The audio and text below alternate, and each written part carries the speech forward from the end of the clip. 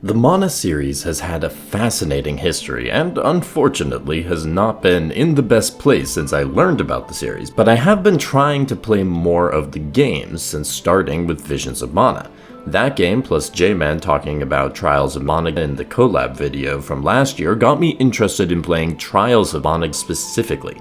After playing Trials of Mana, I feel like I've got a better handle on what the Mana games are all about and what I like about them, and also why Trials of Mana is a unique and fun game to play. Trials of Mana is an action RPG developed and published by Square. It is the third game in the Mana series, which spun off from the Final Fantasy series and means I've been playing a lot of Final Fantasy or Final Fantasy adjacent games recently. The game was originally released for the SNES in 1995 in Japan, where it garnered critical praise for its great visual style and graphics and fun gameplay, although the story and characters were critiqued as flat. It took until 2017 for Trials of Mana to come to any other platform when it was released as part of the Collection of Mana release on Switch, which bundled the first 3 games in the series together. That release only came west in 2019, meaning that it took 24 years until Trials of Mana was playable in the West in official translated capacity. Thankfully, when the remake of Trials of Mana came, we would not have to wait as long for it to come to us. Trials of Mana's remake, which is the version of the game I played, came out in 2020 for Switch, PS4, and PC. The game was later ported to phones in 2021, and then the Xbox Series in 2024. Trials of Mana was developed by Zine, who would later also do the Romancing Saga 2 Revenge of the Seven remake, and published by Square Enix. The game was recognized as a pretty faithful recreation of the original, albeit definitely taking advantage of the advancing graphics. While many enjoyed the game sticking to this path, others critiqued the lack of additions as the game is light on side content and expansions on the original's content. One thing that is generally agreed upon, though, is that Trials of Mana was a much stronger remake than the previous remake that was made for the second game of the series, Secret of Mana. In Trials of Mana, the first thing you do is pick your party.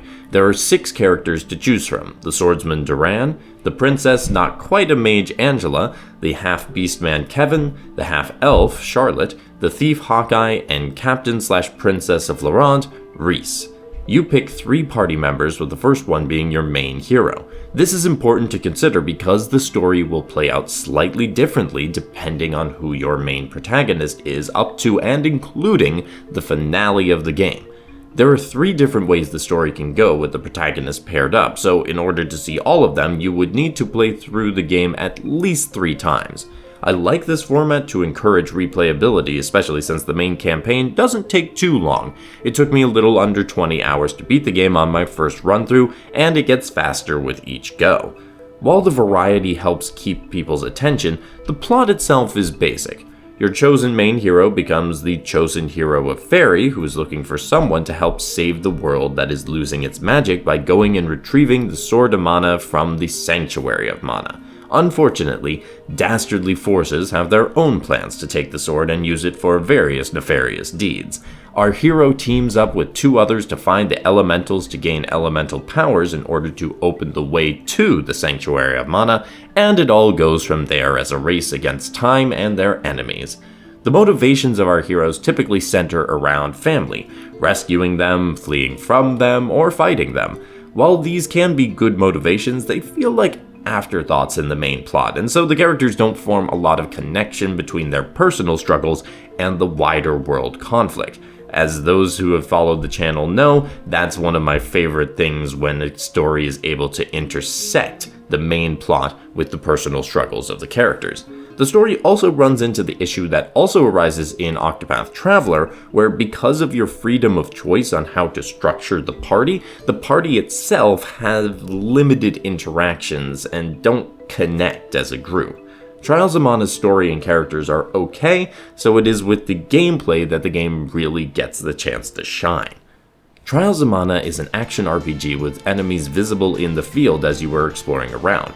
Once you've engaged with the enemies, you are restricted to a circle of the area and you must defeat your foes or run to the edge to finish a combat encounter. You have quick standard attacks and a slower heavy attack, and there are different combos you can pull off depending on how many standard attacks you do before a heavy attack. I hadn't experienced that in the previous Mana game I played, and I really liked it for Trials of Mana, as pulling off the combos is rewarded and helped keep me engaged beyond just button pressing. Your party members also have spells they can learn that use MP. You also have an item wheel for both healing and battle items to use as needed. You are restricted to only 9 uses per item in a specific battle, even if you have more of those items in your inventory, so you need to strategically use them for your best advantage. Finally, each character has a class strike skill that uses the class strike gauge, the blue percentage under the health and MP bar, to use. At 100%, you can pull off a class strike, and as you progress class-wise, you get more advanced class strikes that take a higher percentage to pull off and are more powerful.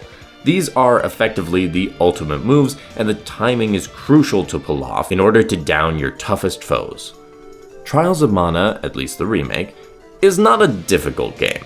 I played the game on normal and only twice lost a battle, once because every party member got hit by the stone status effect, and the second because I did actually underestimate how low on health everyone was and I didn't react quick enough during a boss battle. Now, not dying is not the only way to talk about difficulty, so I will also say that there were a couple of bosses I took no damage to, and several others where I was never in serious danger. This ease of encounters did change as the game went on and the bosses were hitting harder, but at that point the one challenge was keeping my AI teammates alive because, like with Visions of Mana, the AI allies are not the smartest at avoiding attacks. Perhaps when I go back and play hard mode, the game will hit a satisfying level of challenge. I would just advise keeping it in mind that for those looking for a challenge, you may have to go for a higher difficulty mode than you typically do. However, those who prefer games that are an easier experience on the challenge, Trials of Mana might be a great starting point if you are trying to get into RPGs in general or action RPGs specifically. Where I found the most enjoyment for the gameplay came in character progression and the expansion on what I could do in battle. There are 2 different parts of progression for your party: classes and training points. We'll start with training points, which you earn when leveling up and can focus on one of 5 areas: strength, stamina, intelligence, spirit, and luck. As you put more points into each of the areas, you get equipable skills, stat boosts, and spells. There are restrictions on how many training points you can put into each area based on the class of your characters. Once you change to a more advanced class, new options open up in training and you can put more points into the areas that you had previously maxed out. You can progress from your basic class to the intermediate at level 18, and from the intermediate to the advanced class at level 38. At each stop, you will have a light or dark class choice, although for the advanced class, you need a specific item before you can change into either class. Your choice at the intermediate level affects what options you have at the advanced. So for Angela, I chose her immediate class to be the dark class mysticist, and so when the advanced class choice came, I had the option to pick either Runeseer or Magus. If I had chosen the light class at the intermediate level, then I would have been choosing between Grand Diviner and Archmage instead. I like the class variety because it gives even more customizability and difference you can bring to the table as you go through the game again. Trials of Mana has plenty of replayability, but not too much in the form of side content. There are little goodies like skills you learn from interacting with certain townspeople or little shiny spots around the map, as well as treasure, but I see that as flavoring rather than proper side content, although it is nice to have to build out the world more. Pretty much the only thing I can point to as true side content is finding the little cactus around the land. The little cactus gives great rewards as you find them more and more, so I definitely recommend engaging with it, but otherwise, it's a mostly straight shot from beginning to end, which again, for pacing reasons, I think was the right choice, because those going for completionist runs are going to be going through some of the same areas and content several times, but with different characters. For the presentation, the visuals in the remake do a good job of capturing the design of the characters and world. There's an obvious shift that has to happen going from the top-down 2D world of the original to the 3D environment of the remake, but I think the game does so well. With the popularization of the HD 2D style, I could have seen Trials of Mana going that route, but I think given the way the Mana series has evolved since the original game, going 3D made the most sense for the remake. I will again highlight the character designs and the enemy designs, as the artists really know how to make each of them stand out. The character designs do limit their emotive capabilities, but their designs in clothing and weapons are still great. I said it while streaming, but I think that a mana creature collecting game like Dragon Quest Monsters or Pokemon would be a great time because of the unique, cute, and/or cool designs they have. The music is also arranged well to pay homage to the original MIDI tunes while taking advantage of the orchestra treatment to bring more layers and variety into the music. The one thing I have to note on that is there are a couple areas that just don't have music in the game, which does lend it an eerie quality, but I'm not sure it was used in exactly the right places to fit. The one area that unfortunately did not come out as well as hoped is the voice acting. This is not a critique of the performers of the English cast, who I know are fantastic actors in other properties, but the directing given to them resulted in awkward deliveries and a lack of authentic emotion during critical moments. You also have the choice for Charlotte's character to make her sound like this. Oh, I thought it was Iguana, but you saved me. I'm Charlotte. And you start debating your life choices. This is how she talked to the original though, so that is not a remake issue, that is more of a why were the writers thinking that to begin with. And that's my point, it's more about the writing and directing than it is about the performances. Charlotte's actress does her best with a tough vocal assignment. There's some quality of life features such as being able to automatically heal the whole party up to full health when an item or spell, as well as the typical remake quest markers. Like with other areas, I think this was well balanced in respecting the original's design while also allowing modern audiences to engage with the game in a way that is familiar to them. Overall, Trials of Mana has a decent presentation with only the voice acting landing in the substandard range. Trials of Mana is a game that, during its original release, garnered an audience through creative ideas and strong presentation.